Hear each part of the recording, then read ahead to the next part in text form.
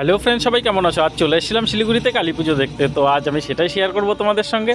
আর সত্যি শিলিগুড়িতে এত ভালো কালী পুজো হয়, শেয়ার করলেই সবাই বুঝতে পারবে। সত্যি ভীষণ সুন্দর ছিল। চলে এসেছিলাম প্রথম পুজো প্যান্ডেলে, আর সত্যি দেখেই মুগ্ধ। এত ভালো কারুকার্য ছিল, সত্যি অনেকটা সময় কাটিয়ে এই পুজো প্যান্ডেল দেখে এখান থেকে আবার বেরিয়ে গেছিলাম নেক্সট পুজো প্যান্ডেলে।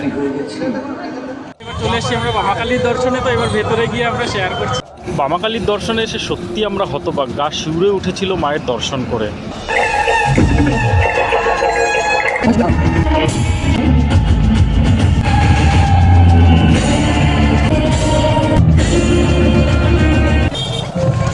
ওখান থেকে বেরিয়ে চলে এসেছি পরবর্তী পুজো প্যান্ডেল। এখানে এসে মায়ের দর্শন করে আবার চলে এসেছি নেক্সট প্যান্ডেলে। সত্যি একের পর এক পুজো প্যান্ডেল দেখে সত্যি মুগ্ধ হয়ে যাচ্ছিলাম অনেকটা সময় কাটিয়ে নিয়ে। সত্যি ভীষণ সুন্দর কারুকার্য ছিল, যেটা বলে আমি ভাষায় প্রকাশ করতে পারবো না। আর এখানে মায়ের অনন্য আরেক রূপে মাকে দেখে নিজে সত্যি মুগ্ধ।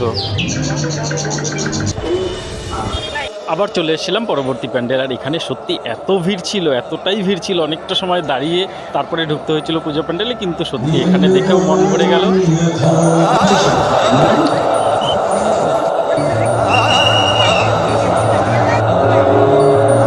এরপর বেরিয়ে চলে যাবো বড় মার সন্ধানে। এবার বড় মাকে দেখে তারপর আবার ফিরে যাবো বাড়ির দিকে। এটাকে একে অনেকগুলো পুজো প্যান্ডেল দেখে তারপরে ফাইনালি আমরা চলে আসছিলাম বড় মার দর্শনে। বড় মার এখানে অনেকটাই ভিড় ছিল, আমাদের কিছুক্ষণ লাইনে দাঁড়িয়ে বড় মার দর্শন করলাম। দর্শন করার পর এখানে প্রসাদের ব্যবস্থা ছিল, আমরা প্রসাদ নিয়ে তারপর আবার বেরিয়ে পড়লাম বাড়ির জন্য। বড় মার দর্শন করতে করতে অনেকটাই রাত্রি হয়ে গেছিলো, শ্রেয়ানও সঙ্গে ছিল, তাই আমরা বেরিয়ে পড়লাম বাড়ির জন্য। চলো দেখা হবে নেক্সট ব্লকে। বাই।